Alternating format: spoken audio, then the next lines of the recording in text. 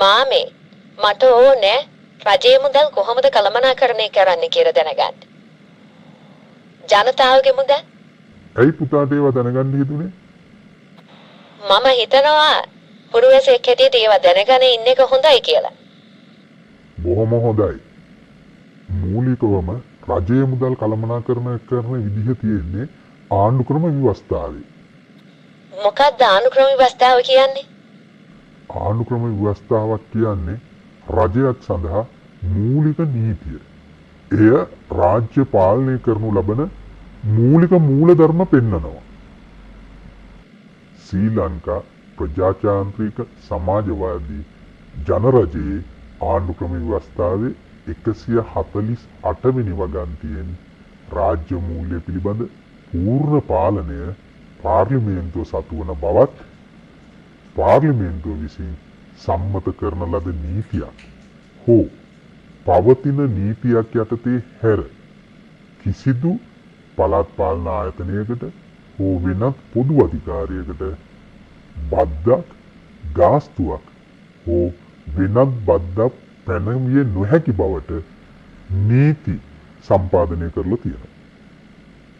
මාමේ ඒ කියන්නේ අපි ගෙවන්න ඕන සියලුම බදු වැට් වගේ ඒවා අනිකුත් ගාස්තු පාර්ලිමේන්තුවේ සම්මත වෙන්න ඕන කියන එකද? හරියටම හරි පුතා. බලපත්‍ර ගාස්තු, බදු මුදල් වගේ හැම එකක්ම ආණ්ඩුක්‍රම ව්‍යවස්ථාවේ 149 වෙනි වගන්තියෙන් ඒකාබද්ධ අරමුදල පිහිටවල තියෙනවා.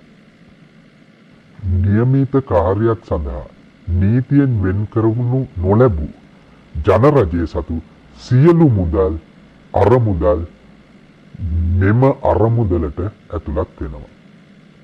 අයබදු, තීරුබදු, ගාස්තු හා නියමිත කාර්යයක් සඳහා වෙන් කරනු නොලැබූ සෙසු සියලුම ආදායම් හා ලැබීම් මෙම අරමුදලට ලැබිය යුතු බවට නීති සම්පාදනය කරලා තියෙනවා.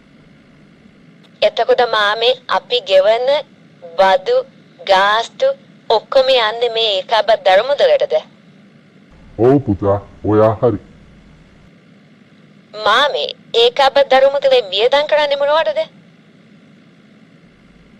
රාජ්‍ය ණය අරමුදලේ පොලිය, නිදන් අරමුදලට ගෙවන මුදල්, ඒකාබද්ධ අරමුදලට එකතු කිරීම, පාලනය කිරීම, බාර ගැනීම යන කටයුතු වලට යන වියදම්, ගාස්තු පාර්ලිමේන්තුව විසින් නිශ්චය කරනු ලබන වෙනත් වියදම් මෙම ඒකාබද්ධ අරමුදලෙන් වැය කර හැකි බවට නීති සම්පාදනය කරලා තියෙනවා.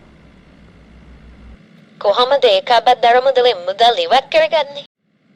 ඔව් පුතා, මුදල් ඉවත් කරගන්නා හැටි ආණ්ඩුක්‍රම ව්‍යවස්ථාවේ 150 වැනි වගන්තියෙන් පෙන්වලා දීලා තියෙනවා.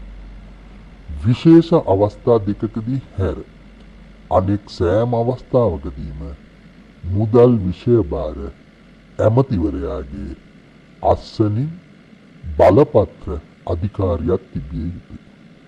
මේකට වොරන්ට් බලපත්‍රය කියලා තමයි කියන්නේ. මෙම බලපත්‍රය නිකුත් කිරීමට නම් ඒකාබද්ධ අරමුදලෙන් ඉවත් කරගන්නා මුදල් එම වර්ෂය තුලදීම රජයේ නියමිත සේවාවන් සඳහා පාර්ලිමේන්තුව විසින් යෝජනා සම්මත කරගත යුතුයි. නැතිනම් වෙනත් නීතියකින් එම මුදල් ඒකාබද්ධ අරමුදලට වැය බරක් කර තිබිය යුතුයි. මාමා මොකක්ද අර අවස්ථා දෙක? ඔව් පුතා. ඒ අවස්ථා දෙක තමයි කිසියම් වර්ෂයක විසර්ජන පනත් කෙටුම්පත නීතියක් බවට පත්වීමට පෙර ජනාධිපතිවරයා විසින් පාර්ලිමේන්තුව විසිරුවා හරින ලැබූ අවස්ථාවක පාර්ලිමේන්තුව විසින් රජයේ සේවාවන් සඳහා මුදල් වෙන් කර නොමැතිනම්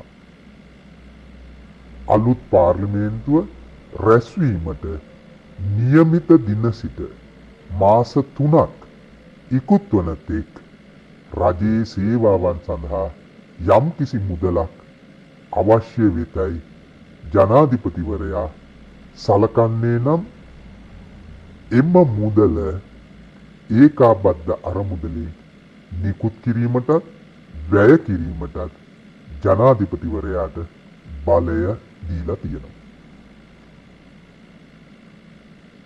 අනිත් අවස්ථාව තමයි ජනාධිපතිවරයා විසින් පාර්ලිමේන්තුව විසිරුවා හැර මහමැතිවරණයක් සඳහා දිනයක් නියම කර ඇති අවස්ථාවක ඒ මැතිවරණය සඳහා පාර්ලිමේන්තුව විසින් කලින් ප්‍රතිපාදන සලසා නැත්නම් ඒ සඳහා අරමුදල් ඒකාබද්ධ අරමුදලින් නිකුත් කිරීමට මැතිවරණ කොමසාරිස් විමසා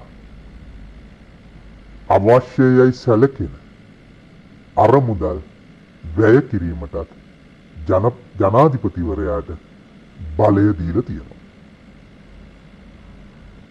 මෙම අරමුදලෙන් සල්ලි ගන්න පාර්ලිමේන්තුවේ යෝජනා සම්මත වෙලා තියෙන්න ඕනේ.